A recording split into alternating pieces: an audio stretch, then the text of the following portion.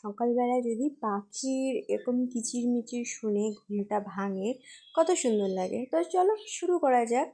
আমার সকালবেলাটা কিন্তু এভাবেই এদের সঙ্গে একটু টাইম আমি কাটাই, কারণ কি এদেরকে ঠিকঠাকভাবে খেতে দিতে হয়, জল দিতে হয় আর ওষুধও দিতে হয়। তো দেখতেই পারছো এখানে বেশ কিছু পাখি আছে।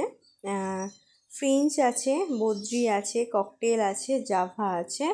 জাভার ভিতরেও দু রকমের ভ্যারাইটি আছে, আবার ফিঞ্চের ভিতরেও দু রকমের ভ্যারাইটি আছে।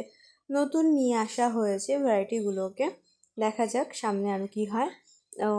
দেখতেই পাচ্ছ এখানে কিন্তু আমি ওদেরকে জল খাবার সব দিয়ে দিলাম।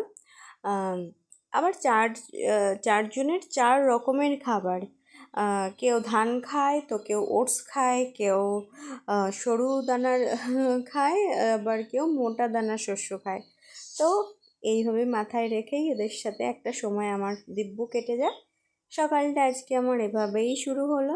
আশা করি তোমাদের ভালো লাগলো দেখতে। সো বাই বাই, ভালো থেকো সবাই। আমি আবার ব্লগ দেবো।